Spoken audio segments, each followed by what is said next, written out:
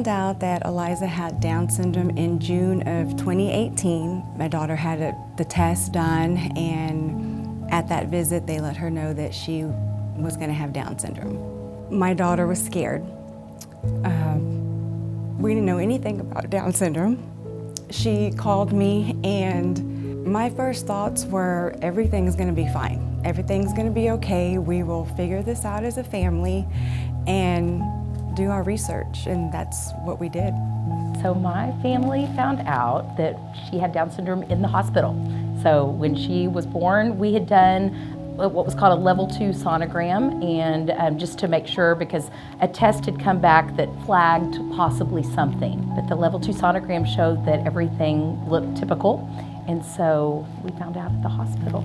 Ultimately, when Luke was born, he'd had low blood sugar, which required him to go to the NICU. And at that time, the delivery went great. No one said anything about Down syndrome.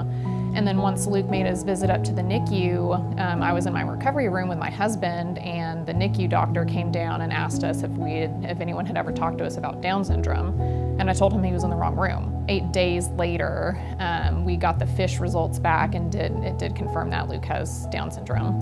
Well, we didn't find out the typical way, because we found out after he was born. Cardiologist came in to speak to us. And when she came in, she said, we're going to go ahead and send off for genetic testing, because the type of heart defect he has is very common in children with Down syndrome. We found out that Reese had Down syndrome after going to a high-risk doctor that we were sent to, just because I was already a high-risk pregnancy. So at our 20-week ultrasound, they noticed a spot in his heart and a spot in his kidneys. Because of that, they sent us to go get blood work. And so the blood work came back at 98%. We found out that Andrew had Down syndrome after he was born on December 25th, 2003. So Dan is a triplet. I had a lot of ultrasounds during my pregnancy.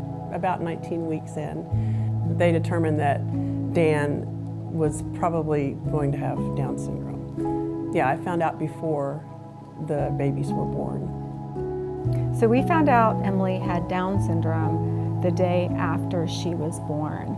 We had taken the blood test back then, and it showed that we had an increased risk. We did a level 2 sonogram and everything. They said everything was fine. So we were really completely surprised to find out she had Down syndrome, because 25 years ago, that was as much testing as they really did.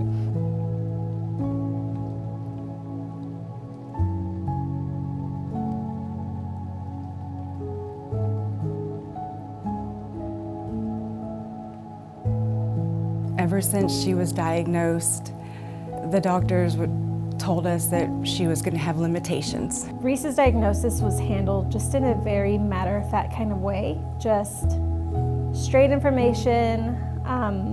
The doctor had initially talked to us about the blood results, and the genetic counselor was the one who called us and told us that he did have Down syndrome. It was not done right. I wish it would be done differently, because after I gave birth, I didn't know that he had Down syndrome. The next morning, the pediatrician came, and when I was all by myself in the room, she delivered the news. I wish my family, my husband, would be with me when the news was delivered. Back then, 29 years ago, it was, I think, a lot different than it is now. We spoke with a geneticist. He had a little bit of a grim portrait of what we might expect. Anxious mom, first baby, totally shocked, and this is everything that can go wrong for your child. So it was very overwhelming and not very encouraging.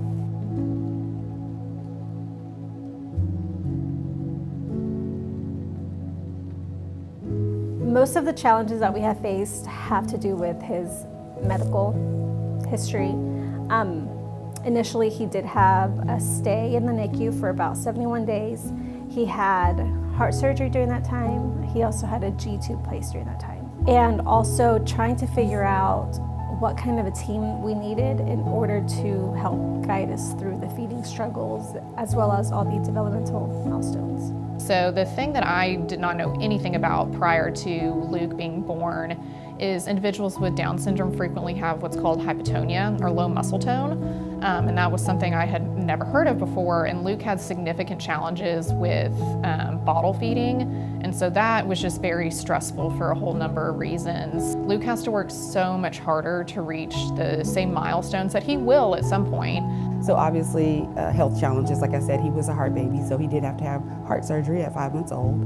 And he also suffers from vitiligo, which for most people might be a challenge, but you can't tell Isaiah he's not the most handsome thing in the room, especially after he gets a haircut. She doesn't speak in full sentences yet, so it's really hard for us to know why she's angry or why she's crying. To me, the biggest challenge is employment and trying to find meaningful employment and employers that are willing to accommodate and work with our young adults. My struggle was I got her into the classrooms. I wish I could have figured out the key to actually help make them educate her better there, but it wasn't without fight. And it just seems like the educational system in Texas, all they want to do is look at a score and a number and say, this is where your child belongs, because they don't see a whole person, they just see a score.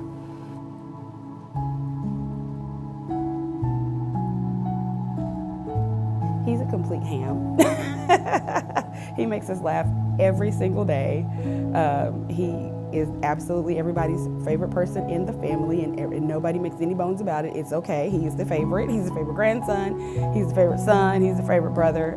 So he's everybody's favorite. Life with Reese is very fun. We are always on the move. He is just full of life. He is nonstop, so we have to be nonstop as well to kind of keep up with him. Andrew is living the full life. He plays drums at the worship team. He plays music, guitar and piano. So he's a musician. He works. He's very active in the community. Life with Emily is very busy. Emily at 25 has the social life that I crave for.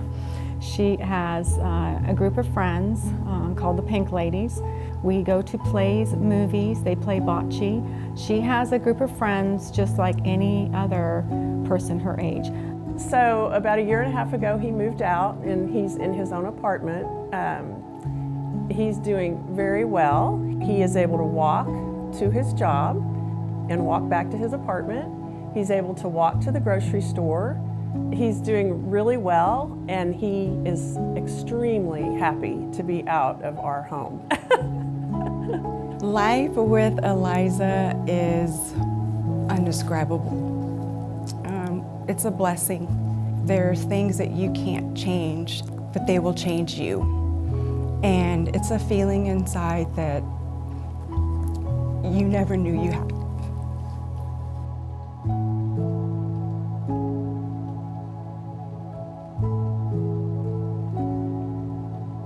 As soon as we found out what his diagnosis was going to be, I immediately sent in my information to DSPNT.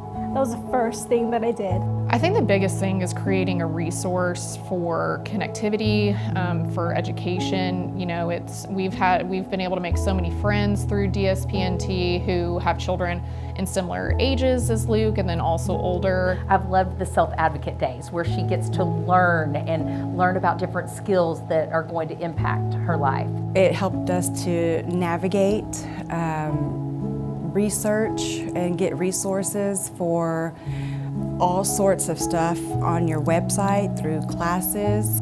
As a young adult, the opportunities through the partnership have been really, really good for Dan, especially now that he's moved out and he needs to be, drawn in and interact more with his peers.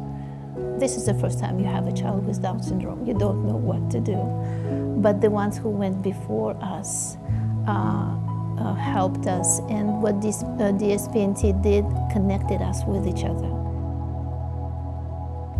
Oh, I just want them to see a typically developing child, smart, who's capable of absolutely anything he puts his mind to. I wish that people could see that Kaylee is the biggest she's one of the biggest blessings of our lives, and she is so full of energy and so full of life, and she makes you feel like you're the most special person in the room when you're with her. I want them to see beyond his diagnosis. He is a person first. He is an extremely joyful, crazy toddler. And I just hope that they see that there's opportunity for Luke. He's not someone to pity, that he can have big hopes and dreams and accomplish a lot of things. And I just want people to see that first. Through all the years of having Dan, I've learned that you can look at someone and you might kind of think, oh, you know, there's not much that he has to say or whatever. But if you actually take the time to get to know that person and listen to what they have to say, there's a lot going on, you know, behind the scenes that you just can't see. And everyone I've met with Down syndrome has that spark. I hope they see skills. I hope they see personalities and people who want relationships just like anyone else. One thing that I wish people would see when they look at him is that he belongs anywhere he goes. He's meant to be there, and if there is some kind of a barrier or challenge, I hope that they can see that there is a way around it, and it's okay. Like, he just belongs everywhere he goes. They may learn different, they may act a little different, but they, with the right tools, with the right help, they can be a very valuable members of the society. They can add more. They definitely can add a lot of joy to us because they don't have that burden that a lot of us carry. One thing that I wish people would see when they look at Eliza is her, who she is, who she will be, and most of all, just accept her and